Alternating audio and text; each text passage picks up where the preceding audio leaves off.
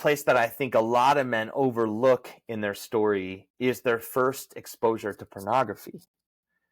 So many men hold that as like, oh, that was dirty and wrong. And I felt so like, again, both aroused, but yet like I shouldn't be doing this. And right. And something doesn't feel right. And I think so many men just think that's me. So I'm perverted, or see, I'm lusting, I'm broken. And I think so many men, their first experience of exposure to pornography was actually a story of harm. Because most times somebody's introducing it to you. And even if somebody is not introducing it to you, right, it is coming to you in a way that you don't know what's coming. You've never experienced this, right? How could you know what's coming? Hey everyone, welcome to my podcast, Fatherhood from the Heart. My name is Efrain Martinez, and I am a father of 6 amazing children, a longtime educator, and a coach. I created this podcast to inspire and open the hearts of fellow men, fathers, parents, and teens who want to grow and develop a greater connection with their children, partners, and themselves. It shall also inspire in looking at the importance of our personal growth, the desire in looking at old ideas through new lenses, and the discoveries of our hidden potentials. I'm so glad you're joining me today to listen to my podcast. If you enjoyed what you've heard so far, please take a moment to like, share, and rate the show, as this will help me greatly in growing and bringing the wisdom of my guests into the world. Thank you very much for your support. My guest today is Sam Jolman. Sam is a trauma therapist with over 20 years of experience specializing in men's issues and sexual trauma recovery. Being a therapist has given him a front row seat to hear hundreds of men and women share their stories. His writing flows out of this unique opportunity to help people know and heal their stories and find greater sexual wholeness and aliveness. Sam received his master's in counseling from Reformed Theological Seminary and was further trained in narrative-focused trauma care through the Allender Center at the Seattle School of Theology and Psychology. Sam lives in Colorado with his wife and 3 sons. Together, they enjoy the best camping spots in Colorado in a pop-up camper. Sam goes to therapy, loves fly fishing, and can often be found trying to catch his breath on the floor of his local CrossFit gym. During our conversation, we discussed topics out of his latest book, The Sex Talk You Never Got, Reclaiming the Heart of Sexual Masculinity. I wish you great insights and healing from this episode of Fatherhood from the Heart. Hello, Sam. Welcome to the show. I'm so happy to have you here. Efrain, thank you for having me. It's been an honor to be here. It's an honor to have you here as a guest. And Sam, if you could just take a few moments to introduce yourself to the audience, who you are and what you represent. I'm just really excited and looking forward to this interview. Great. Well, I like to start with saying I'm a lover at heart. I love Jesus. I've been married for 21 years to my wife, Amanda, and I'm a father of 3 boys and who are coming of age. One is just hit 13, 10 and 7, and I'm a therapist. So I've been in private practice for almost 20 years now. I'm also a writer and an author of a book that just came out, The Sex Talk You Never Got, Reclaiming the Heart of Masculine Sexuality. And those things keep me very busy. Oh, I'm sure. Thank you so much for sharing, Sam. And exactly this is why you're here today. We want to talk about your book, and I'm very excited about it. And first of all, I read the entire thing, and it is a wonderful book. You have such beautiful images in there. I love how you turn everything into a positive light. Even the darkest shadows that we carry as men, they are still filled with light in your book. And I love that. I really do love that. Thank you. I hope that lots of people will read it and just get inspired by your words. Thank you. Absolutely. That's quite a review. I'm grateful for that. Sam, before we get a bit more into the actual sexual part of this conversation, it seems to me when looking at the masculinity of us men, it's like we've regressed over the last 5 to 7 decades. Somewhere our our masculinity has gotten lost. We've gotten, for lack of a better word, weaker, or have lost our direction. We have lost our self-conscious, our self-love. Some of those changes, of course, have been great for the women's movement. How can we, at the essence, recapture that, what is the positive part of masculinity? We're going to put all the negative part. We all know the negative parts of man, Mm-hmm. but how can we recapture that essence of male energy to bring the love, the kindness, the beauty back into this world that we live in? Gosh, we could talk for hours about the state of men currently, and maybe the thing that I've been struck most with is, a lot of what we call masculinity in our culture has become this really defensive, kind of unkept thing that men think, the macho thing. Mm-hmm. And it masquerades as this empowered masculinity, and it's really not, right? It's men that are living lonely lives, or lives where they feel like they have to soldier through and Mm-hmm. always push through the hard things of their life, and always be fine, as I like Mm-hmm. to say. When you ask a man, how are you doing? It feels like we always need to say, I'm fine. Mm-hmm. I'm coping. And we don't have a lot of places to honor what I would say is just being human, right? The Mm-hmm. human suffering and the human struggles of living. And so in a lot of ways, I think what men need most these days is to humanize themselves, is to begin to honor your human limits. Like you said so well, to be able to grow in our self-love, I think it's to honor ourselves as a creature. So, and just to stay with that a little bit, from your perspective, also as a therapist and your experience, where's that tipping point between masculinity and what so many people refer to as toxic masculinity nowadays? I believe I see a man come alive in my counseling office. It's when he can understand that his greatest power comes from his heart. Hmm. I That love that. that's the place of his greatest power, his greatest love, his greatest energy, his greatest risk, his greatest courage, his Mm-hmm. greatest creativity, his greatest endurance comes Mm-hmm. from his heart. And I think a lot of men think something else, like I need to appear strong. My body or my physical prowess is what's my greatest strength. And so the tipping point I usually see in counseling is when a man begins to own his heart as the source of his greatest strength. The Spanish word corazon for heart is where that word core is, where Mm-hmm. we get our word courage from. The Mm-hmm. heart is where it's meant to come from. Your core, that thing that we're always trying to make into a six pack, is Mm-hmm. really referring to your heart, not your muscles. Mm-hmm. So I think when I see men getting that, when they click over to my heart is where my strength comes from, not first and foremost my body and my muscles or my physical prowess. Those That's when I see a man tipping into something that's more healthy. I think what we call toxic is often just men being defensive and men being cut off from their heart, Mm-hmm. in so many ways, and not living from it. I love that. Why do you think that it's so difficult for men to show shame and for sharing their feelings and their emotions? What Uh, is that within us? I think some of it is the intimidation. I think men experience so much in their lives as powerlessness. Their wounds, the primary wounds of their life, or the suffering of their life, as their own personal inadequacy. Mm-hmm. And so, as you named the word shame, I think men hold so much shame for their wounds and their story, and then they retreat to something that's more defensive, right? The false self, or in John Eldridge's words, the poser.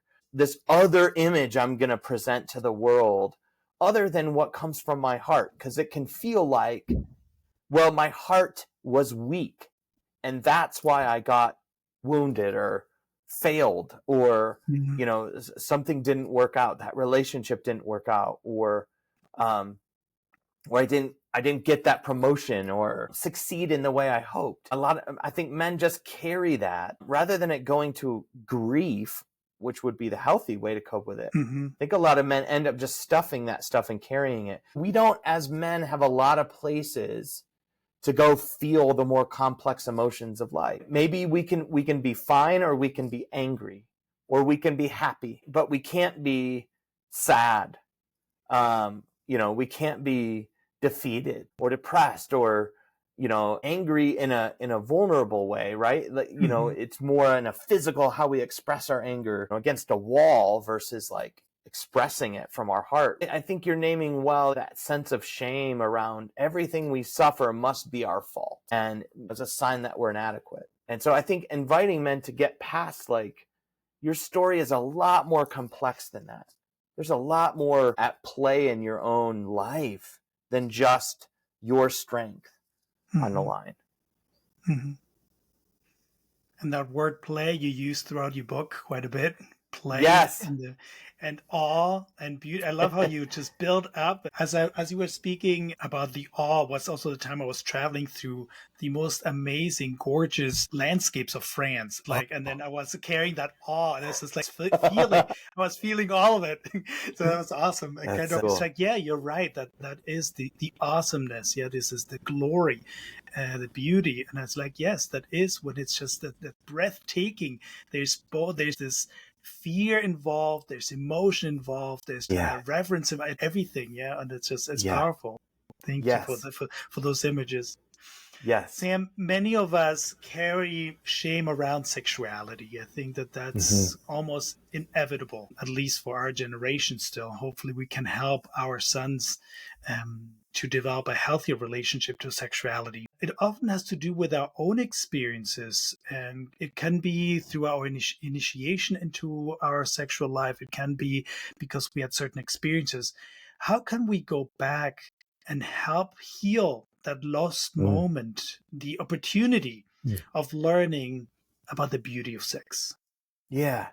Well, let's just start with what you riffed on there for a second, which was your heart's capacity to take in the beautiful. Again, I'm talking about something that is not very common in a conversation around men, which is your experience of beauty in the world. And yet every man I talk to craves it, loves it. I talk to hunters who will say going into the woods is often the place they feel the most peace.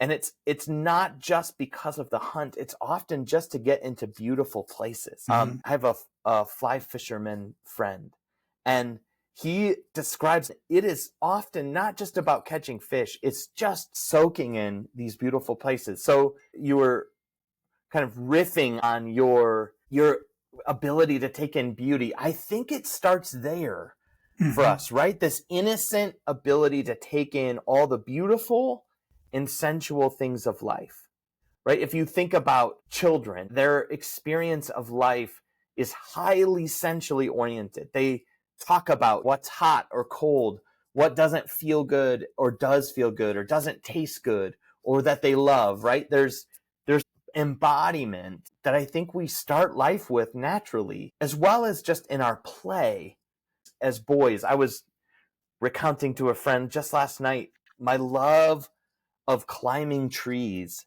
as a boy, and just this ability to be held up in these huge, massive trees, sometimes dangerously high if I were to fall, and yet like to feel the sway of a tree as a boy was just such a magical feeling. And I think that innocent ability to take in life as both beautiful and playful is the basis of our sexuality. I don't obviously know your story, and I'm not necessarily saying it was something as intense or significant as sexual abuse in terms of what appears like, wow, that's so obviously harmful. But somewhere evil was trying to join sexual arousal to shame so that you would hide, cover up, push away, reject your own sexuality in some way. So I think, as you say, like, how do you begin to lost sexual innocence? I would say, well, it's got to start with just the awareness of you're not just dealing with your sin. You are dealing with evil's assault on you somewhere. When men come into counseling with me, they'll often start by simply saying, it seems like the only way they know to talk about their sexuality is like, am I sinning or not sinning? right? Am I behaving or not behaving? And they don't know how to start to address some of the deeper stories that have shaped them. And in their sexual formation, they only know to think about, I'm behaving or not behaving. So right away, just being curious about what's my story of sexual formation? Where did evil try to bring shame to my sexuality? That would be a good place to start. You share some very powerful stories in your book, and where you can really see, oh, okay, this is where it happened. These are like real human beings having real stories, real encounters, experiences. They can be very subtle. They can be strong. Of course, sexual abuse is very, very powerful or traumatic onto the whole entire system, but it can be a subtle thing. I mean, that one image that you share in your book, where this boy has to massage the feet of his mom. It's like, wow, that you can feel the pain, that longing, and very, very powerful stuff. So it can be very subtle.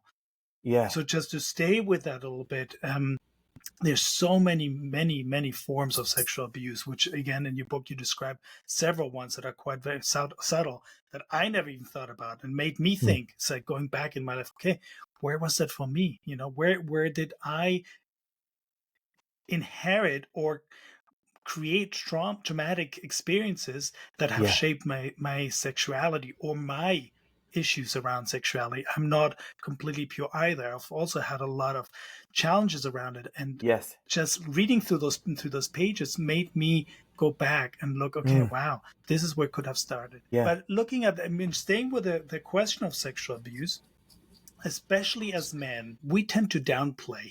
You also speak about that in your book, how as men would just say, well, that awkward thing that happened, or that funny thing, that hilarious thing, whatever, we play it down. And what is the danger of doing that? What is the danger of not working through that experience, no matter how small, insignificant that we believe that it may have been? Yes, you're right. As I say in the book, like a lot of times, guys don't come into counseling saying like, hey, I've got some stories of sexual harm I want to talk about. They usually come in talking about their sexuality in terms of behaving or not behaving, lusting or not lusting, and which is obviously a good category to have. But there needs to be more layers, that we think about there. And they'll often describe, oh, there was some weird things or awkward things or even funny things that happened when I was a kid around my sexuality. Or they'll say something like, this is a story I plan to take to my grave. Meaning like, I wasn't planning to tell anybody about this, because it feels so condemning or so embarrassing or so shameful that like, I can't talk about it.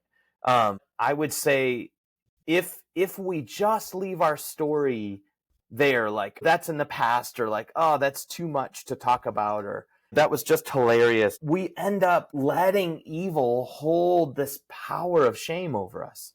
And so the story that you mentioned was of a man, and he gave me permission, obviously, to tell this story. He was reflecting on his story, and he remembered that the only time he ever got his mother's smile was when he was massaging her feet and hearing her heartache about his own father, right? Her husband.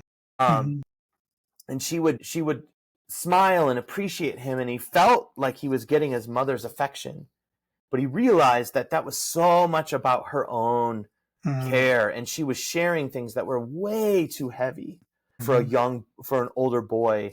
I think he was 10 to 12 years old. Way too much for a boy to hear at that age. And she would even lament some of her sexual struggles with his father, her husband. And you think like, well, that's not sexual abuse. There was no physical molestation. And indeed there wasn't in that sense. But can you start to hear like this was a very formational experience for him, because it joined again this sense of both the pleasure of getting his mother's smile, but with the shame of, I feel too close to my mother. I feel like I'm being led into something that is too much to bear. And also at some level felt even a bit arousing to hear his mother lament her sexual experience. And he felt immense shame for all that he's body felt in that moment. And again, can you start to hear arousal being joined to shame Mm-hmm. through what his mother should have kept from him? That was not Mm-hmm. something for a boy to bear. So there's a subtle story.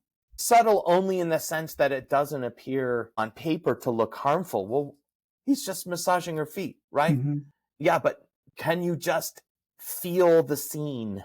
And even more so, what this man needed to do was honor what he had felt in his body, which was, I felt both aroused and violated, Mm-hmm. right? I Mm-hmm. felt aroused and ashamed, but also I craved my mother's smile. Right? Can you just hear all that are being drawn Yeah. to that one story?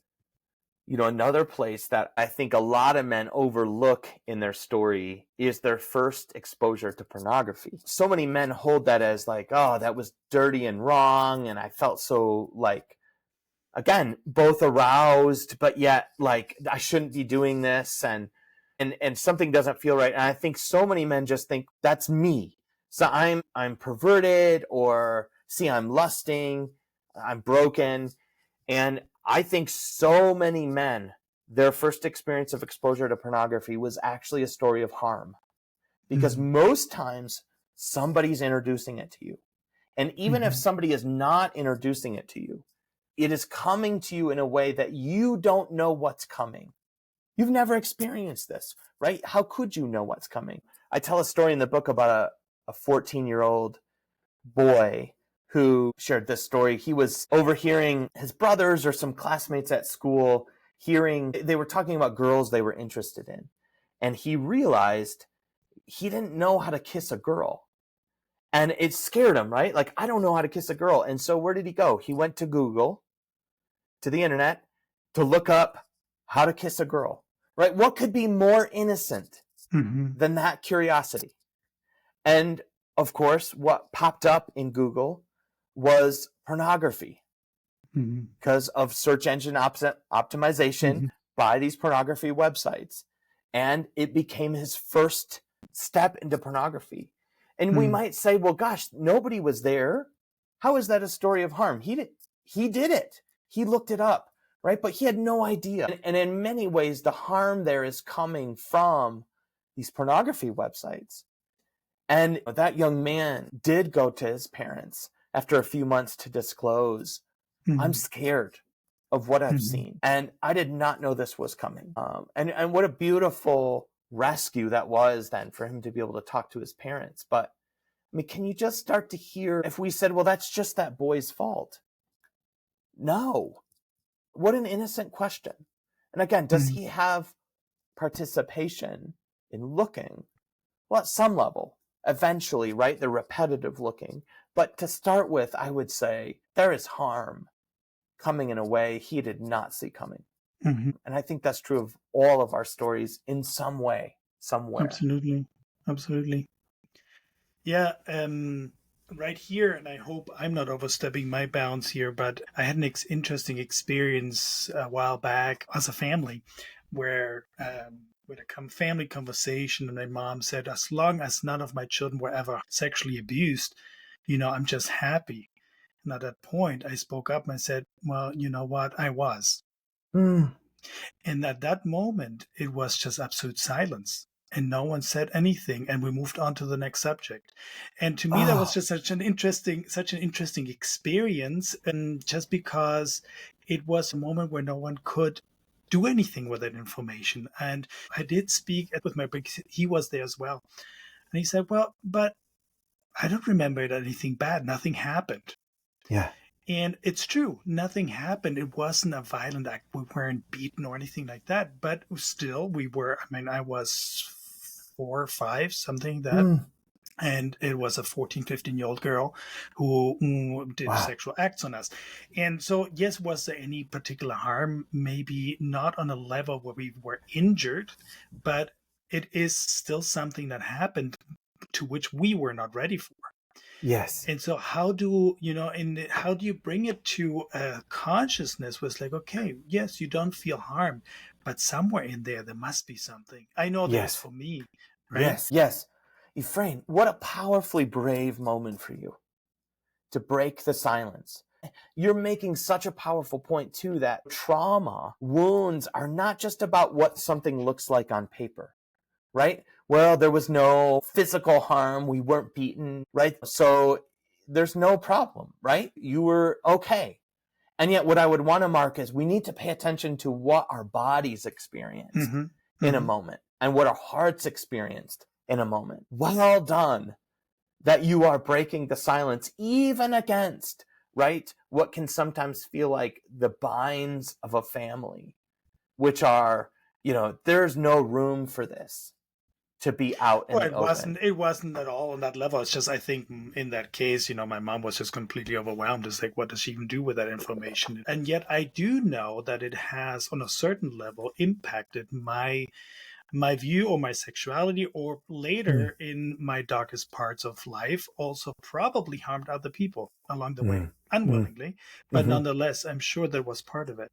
I don't want to make this into a personal therapy session, but just, just to share that, that to me is such an interesting phenomena that as people, we just still have such a hard time to differentiate, okay, what is sexual abuse? There's, of course, the really harmful stuff and violent stuff. And then there's these subtle ones. And I think that you, again, bring it out so beautifully. The other scene that stayed with me for a while is the scene of those boys looking at their father. Again, very, very subtle picture of his father using them as for voyeurism. Yeah. That just that, again, was for me a very painful scene. Yeah.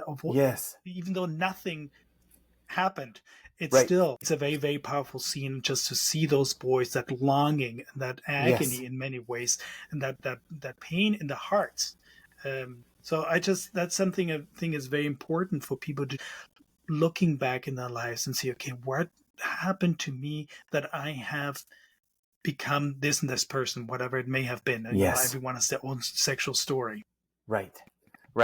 Yes, it's not just in the category of sexuality as you're naming from that story, right? It's also, as I say in that chapter, we are impacted by our attachment story, meaning how we were loved or not loved, how we were touched or not touched. In that story of a father who didn't greet his boys with an affectionate care when he came home from work. He didn't snuggle them up and pull them close. And there's just the body hunger these boys felt to experience their father's affection, and that being used against them and manipulated. So just, a question of like, how was touch treated in your home? How were you treated when you needed care and love? Were you allowed to be let go?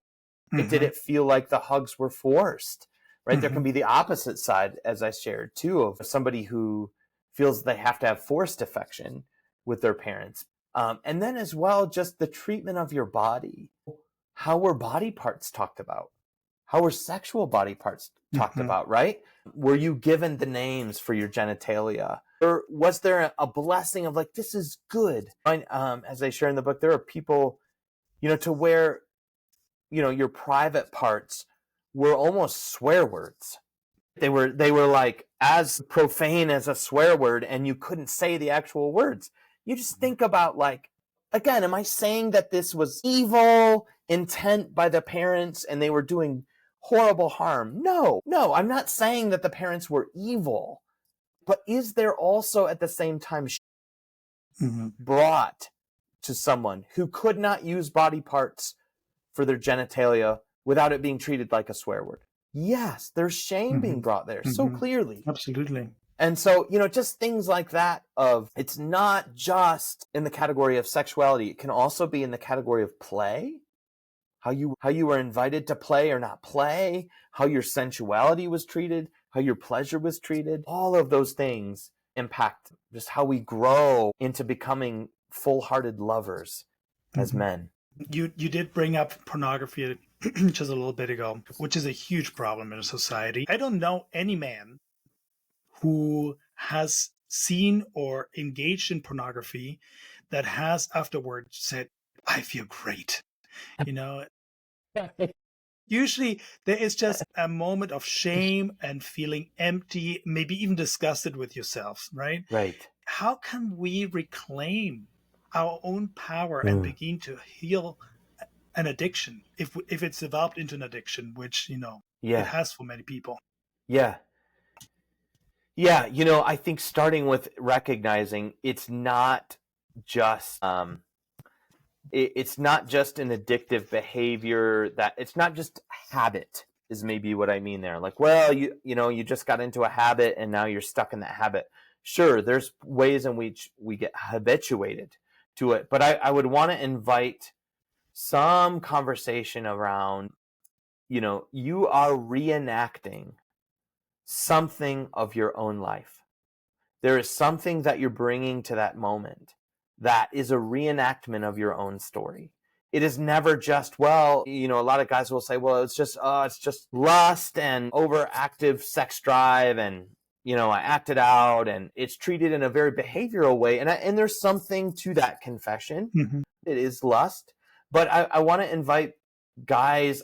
I think the real freedom will come when you are more curious about what you are bringing to that moment of pornography use, meaning, Mm-hmm. like, the story you mentioned of the man that just became aware of his own story of harm through massaging his mother's feet. That whole story he discovered by starting with being more curious about his pornography use. He had come in after he had a fight with his wife and had acted out with pornography. The fight was he forgot something at the grocery store on the way home from work for dinner. And when he got home, his wife was disappointed, and he felt really hurt by her disappointment. Mm-hmm. And then later that night, he acted out with pornography. And we talked about that, and he confessed that. And obviously that's a brave confession for a man to make. But then I asked him, like, but what did you look at? Because when we talk about pornography, most guys don't type porn into Google. Mm-hmm. They have specific search words. Or even if they did type in pornography, what are you clicking on? Because you have, Mm-hmm. I think it's like one pornography site has like 700 years worth of pornography videos. I mean, a staggering amount of options, which is insane in itself. So the sense of, what are you clicking? Mm-hmm. What are you tracking? What is it you're looking for? And this man, that can feel like, well, isn't that what I'm trying to forget? I'm trying to forget what I looked at. And I would say, I get it, but I don't forget until you've been curious because the symbolism of what you've looked for is really significant. And I would say, this guy, as he stopped to think about what was he looking for, he recognized as he sat with it, I guess I was looking for a woman with a really genuine smile. Mm-hmm. And can you just, right away, it's obviously arising from the fight he had with his wife. She was disappointed, and he wanted her smile. But it also was connected to that story of the only time he got his mother's smile is when he was massaging her feet and caring for her. So it's connected to his story. And it took recognizing I'm actually reenacting my own sexual harm from my mother. Because again, is that a healthy place to go get a smile? No. Is this woman actually smiling at him? No. This woman doesn't know him, the pornography woman. It's only reenacting his shame. And so that step into his story made a huge difference in his work, in his understanding of pornography. Yeah, you brought up just this image or the story of this boy who innocently went online to look up for something. That is a story that is very, very common. I was a teacher for a very long time, and it's always around third grade, latest fourth grade.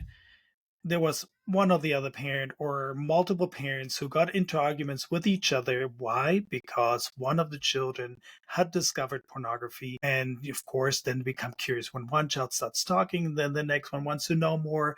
And how did they discover it? Well, one boy just was curious, or no, they thought it was funny to type in butts into Google, right? You type in butts and you have everything. Yeah. I believe there's a staggering statistic of I think it's 80% of all kids by the age of 8, 9, they've been on some kind of porn site. By the age 14, 15, there's over 90% of boys on porn sites. How can we protect our children? Mhm. I mean, what is it? First of all, what is the impact long term? We've been talking a little bit Mhm. about it already, but maybe you can just say that again. I think it's so important for us as parents to realize that. And how can we protect our children in an age where everything is just at the fingertips? Yeah. Gosh, it is at one level just very clearly a battle. The world is far more dangerous, I would say, online than in real life. Meaning, like, we protect our kids and think of like, well, we want to make sure our kids are safe walking down the street or being out in the world. And yet, what I would say is, so often, what's most dangerous, and this is coming from a guy, Jonathan Haidt, he would say, the online world is far more dangerous for our children. So just some recognition of like, there has to be an awareness. There has to be a way that you are working to filter what your children look at, that you're monitoring what your children look at, because there is a really good, healthy curiosity to all of us around Hmm. sexuality and Hmm. bodies, and just being able to be aware that that's not just lust driving those questions. It's funny. Type in butts. What Hmm. could be more funny for a fourth grader to do that? And yet, of course, they have no idea what they're setting themselves up for. So, just some recognition, some conversation. I think it's important that you have a conversation with your children about what's coming by, I would say, age 10. That you have, maybe even earlier, some awareness, that they have some awareness of what pornography is. I think very much scripting for your children, like, again, it's natural to be curious about other people's bodies. And so, not over shaming them as like, you're dirty, Hmm. or, no, they're not being dirty, they're being curious, and they need Hmm. to be protected. So making sure that you're addressing it that way with them. I think being the place they can come with their questions is so important. My sons in the last month or two have asked questions like, Dad, the boys at school are making "that's what she said" jokes. What is that? What does that mean? And so I explained to him, like, answer your children's questions Hmm. enough. You don't have to Hmm. tell them everything. But if you become a reliable source for information, they'll keep coming to you rather than going to Google or their Hmm. friends. Because their friends are not going to be good sex educators. Google is definitely not a good sex educator for the most part, meaning, like, how do you get to actual information on Google versus pornography? That's very difficult. So becoming the reliable place for your kids' questions. One of my sons asked, Dad, what is 69? And you're like, whoa, okay, here we are talking about. And so having to explain, there are different sex positions. And you don't have to say everything. So I did not explain all that involves, but I explained that sex can be had in different positions. 69 is one of those. And that was enough for him. It Hmm. met his curiosity hunger. He was like, Hmm. okay. And so just continuing to be that place your kids can come with questions and answering them. I think a lot of times as parents, we think innocence is the same as naivete, right? That I have to keep my kids naive to Hmm. stay innocent. And I would Hmm. start by saying, educating your children is not costing them their innocence. Innocence is the ability to be in awe, says Dan Allender. And I Hmm. agree with that, right? He's not saying be childish. I think he's saying be in awe, right? There's something about children's ability to say, wow, and experience life very open hearted, right? Hmm. That's what it means to be innocent, not Hmm. naive. So Hmm. those things. And then I think communicating to your children the story that sex was meant to live in, making very clear that romance and love, marriage are the place for sex. Um, and it's meant to be this intimate act. I think casting a vision will also help your children kind of know when, like, okay, this isn't good, and helping them through that. So when would you start having the sex talk with the children? At what age? Obviously, I mean, you said you have to meet them where they're at, and just a simple explanation might be sufficient. And later on, it might have to go into a little bit more depth. But at what point would you start? And is it something that you would recommend parents to do ongoing, doing some reviews, doing it on an annual basis, monthly basis? Is there some kind of game plan that parents can follow? Because I think so many parents have such a hard time giving the sex talk. I know I got none, Yeah. me personally, right? And I know that I have several children. With my older children, I also didn't do a whole lot of sex talk myself because I was still very much stuck on that old picture. With my younger children, it's already been a little bit different. With my now 16-year-old son, he helped me more than I him. I think he just talks Yeah. to me completely open about sex and when he's at it, how he's at it, and so on and so forth. I don't want to expose him too much. So it's just that as parents, how do we approach that subject and how do we do it in a way that it actually helps our children? Sex is difficult to talk about. I think there are topics that you can talk about more from your head, math equations, maybe some description of, rock strata in the mountains. But like talking about sex, I think just gets you into your own body right away. I think addressing your own, before you've said anything to your children, addressing your own sexual shame, addressing your own sexual story, your own sexual formation will help free you up to be able to talk about these things. Because I honestly don't think, what keeps parents from talking about it most is information. I think parents have enough information, at least to start with, to have the sex talk. But I think Mhm. it's our own shame, right? Of like, oh, it's vulnerable and I don't want to screw it up. And I think some of like being able to work through your own story will help free you so that this area of life does not hold shame and Mhm. cast that vision.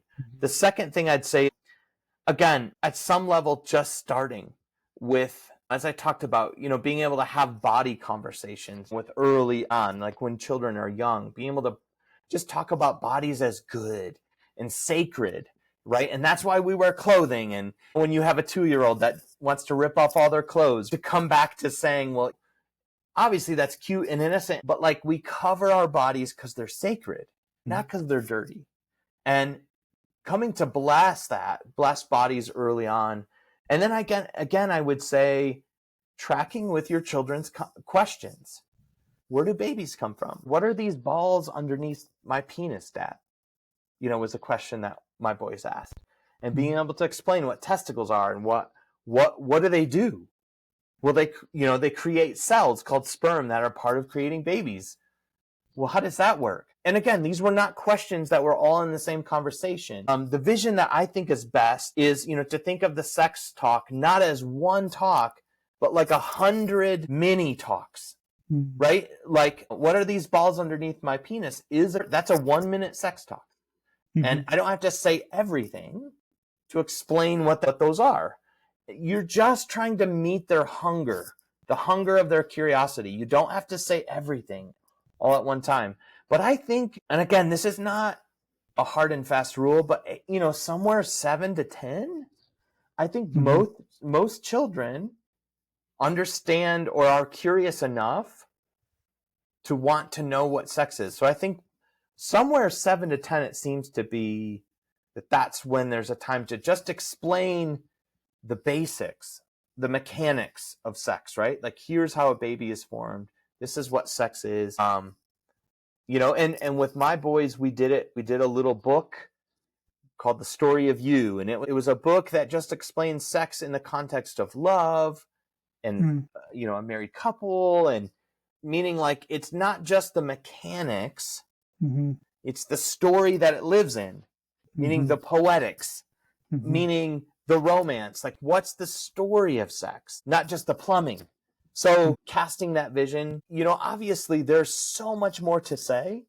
And so continuing a conversation on what is pornography and explaining that at some point, that's another sex talk. We were on a walk the other night with our dog, and they saw a minivan that had a bumper sticker. No, they saw a car that had a bumper sticker that said condoms save minivans, or condoms prevent minivans, or something like that. And, they were like, what is that? What's a condom?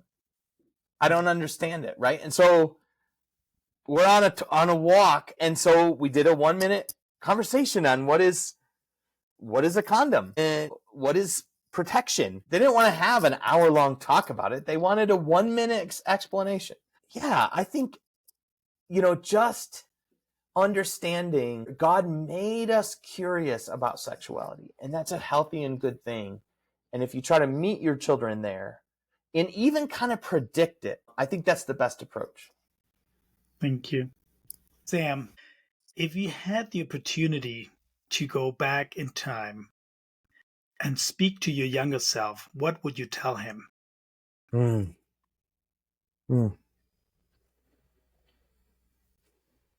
Yeah, wow, that's a tender conversation. I'd want to say to him, you're not dirty. You're not broken. You're not twisted. I'd want to invite him, like, your curiosity about sex is healthy and good. I'd want to come alongside of him and bless his lover heart, what was growing in him. But I think, again, the thing I'd want to primarily say to him is, you're not dirty. There are more things at play in what you're feeling than you know.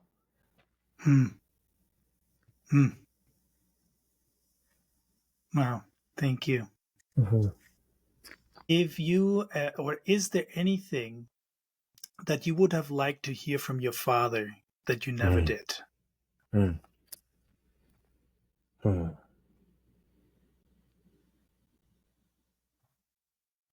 Gosh, as you ask that question, I'm drawn to say, I don't think it's even just what I wanted to hear. It's just having his presence in this area of my life. It's, in other words, like, he could have screwed it up and bumbled his words and messed it up, and it would have been fine with me. I think just having him care enough to talk to me about my sexuality, because I didn't get a sex talk from him either. So, that just his presence alone would have been the gift I needed. Oh, thank you also for that. And now, just to end our conversation, what is your favorite activity with your children as a father? That's good. Well, I've the distinct privilege of my boys enjoying fishing. They actually enjoy going fishing, and we've worked at that. It wasn't always true, but man, I love fishing with my boys. We just fished last week together, and it was just pure delight for me. So I love fishing, and honestly, I just love throwing a baseball or a football after school with them, sometimes for only like 10 minutes. But there's something about that play together. We're not just doing homework or doing work together, but those moments to me are just huge gifts to my heart as a father. Love that. Sam, well, thank you so much for taking the time. I do have so many more questions. Maybe another episode, another time. Yes. I do have to say that your book, I hope that lots of people read it. I had at the end, and I will not tell the story because there needs to be some suspense for the listeners. But I just had goosebumps when you told that story of those two girls and the story that then were shared with you in that living room. Wow. And I was just like, I turned to my partner and said, oh my gosh, I just have goosebumps, and I had to tell the story. It's just like, that was powerful. And yes, thank you so much for being so open and sharing everything so beautifully in that book. Thank you for sharing that feedback. I appreciate that. Yeah. Thank you so much for coming on today and taking the time. It's been an honor, sir, and I wish you a wonderful day still. Thank you, Efrain. It's been an honor as well for me. Thank you for taking the time and listening to my podcast today. If you want to learn more about me, check out my website, www.fatherhoodfromtheheart.com. There you will find information about my coaching offers and approach. I would be honored to accompany you on your path, be it on your own or with a parent, partner, daughter, or son. If you like what you heard, please subscribe to this podcast and link and share this episode so that more can hear, learn, and grow from the wisdom of my guests. I would also be incredibly grateful if you could rate and review the show, and please don't forget to leave a comment. I will end the show for now, but remember to be kind to yourself. Until next time, I say goodbye and send love and gratitude from my heart to yours.